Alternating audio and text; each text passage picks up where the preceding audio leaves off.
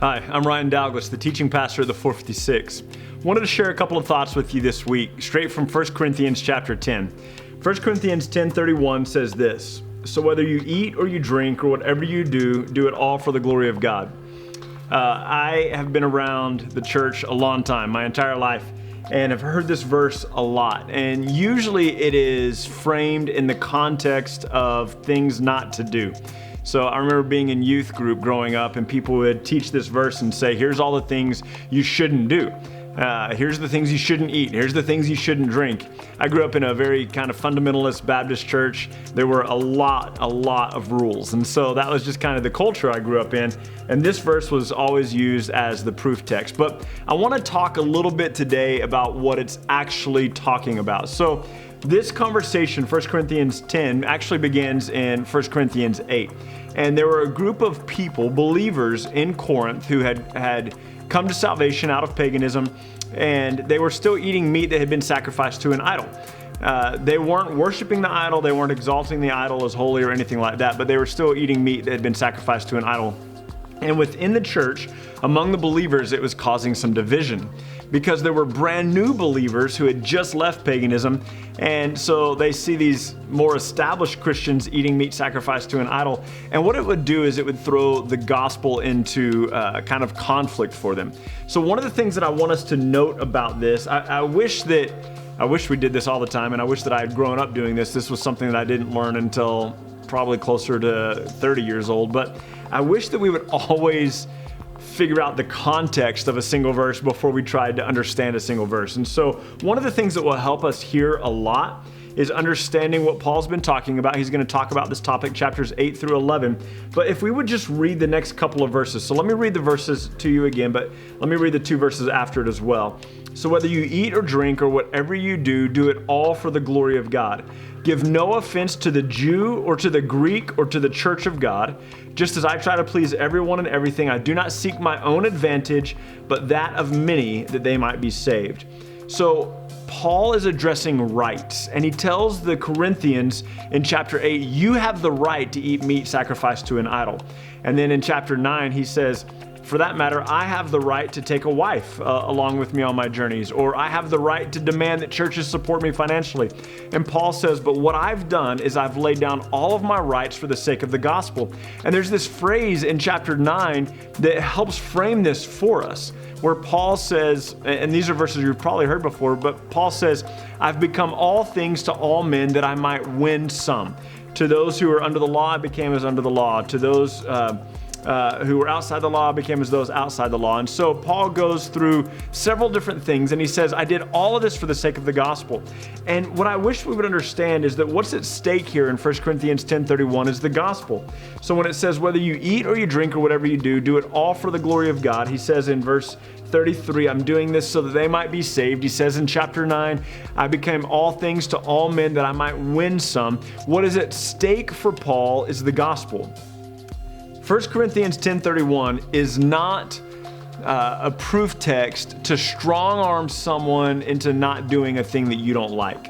So you don't get to say, well, I believe that this one day, this is from Romans 14, I believe that one day is more holy than the next, and you should too.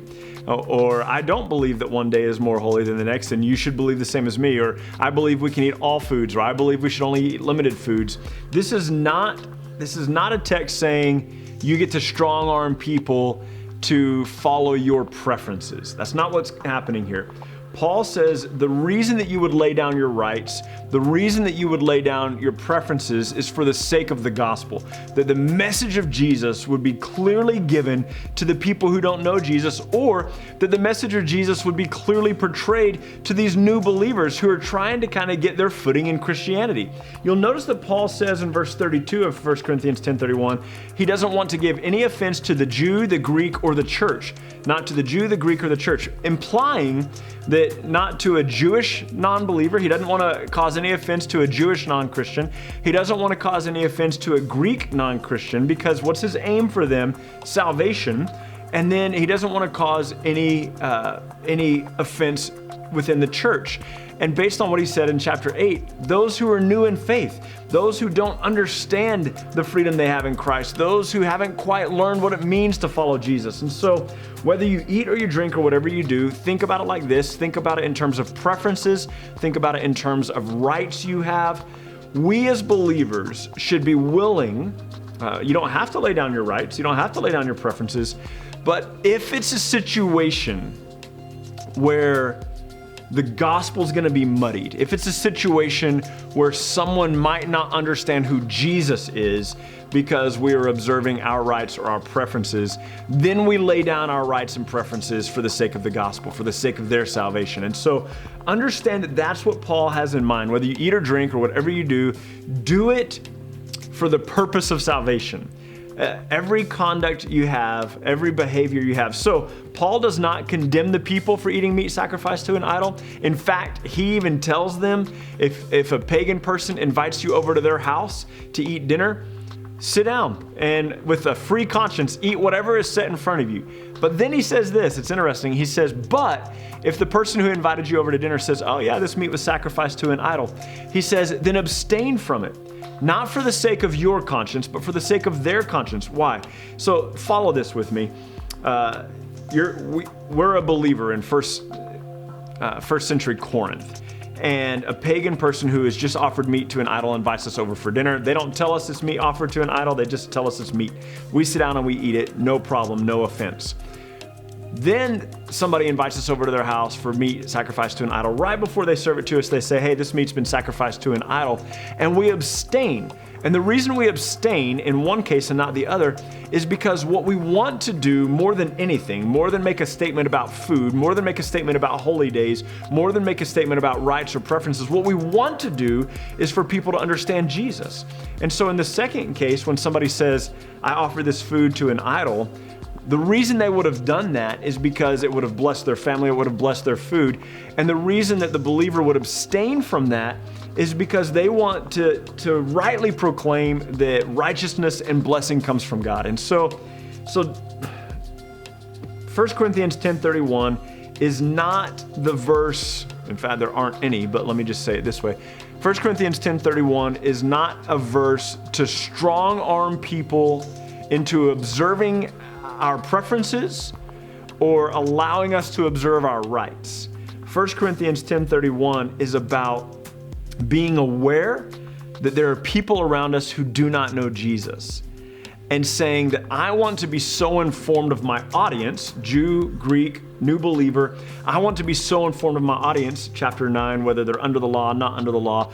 I want to be so informed about my life and who I'm actively living in front of that my intent is to represent Jesus well. And so don't think about it in terms of the behavior, right? Because Paul's already said, you can eat meat sacrificed to an idol, but if somebody tells you it was sacrificed to an idol, then don't eat it. So the issue isn't the eating of meat, the issue is the audience. That's the issue. And so if we would think of 1 Corinthians 10:31, like in this situation, here I am with people who don't know Jesus, how will my behavior most glorify God? Most represent or best represent the gospel? Or here I am around a whole bunch of friends who are Christians, who are firmly established in Christ. How might my behavior in this situation best represent God? And so whether you eat or drink or whatever you do it all for the glory of God. Let your mindset be what Paul's was, that yes, I have rights, but for the sake of salvation, I'll lay down my rights. I will become all things to all audiences. This isn't being unfaithful or hypocritical.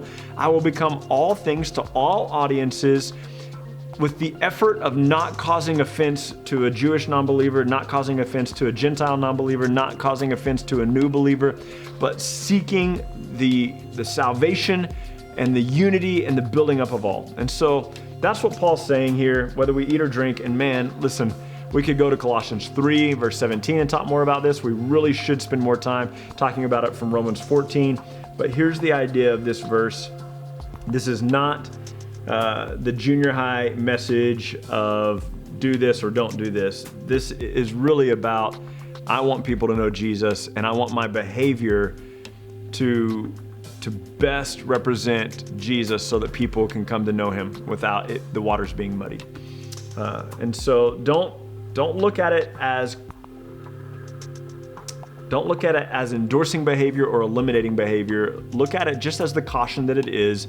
I'm going to be aware of my audience, and I'm going to make sure that my behavior, depending upon my audience, best represents Jesus. I will be all things to all men that I might win some. And that's the goal of the text. That's what Paul's really after, that people would come to know Jesus. And so think on that a little bit. Message us with your questions. We'd love to talk to you more about it. And hopefully this has been a challenge to you, but also will be an encouragement to you as you go from day to day. Have a great week, and we'll see you soon. Bye-bye.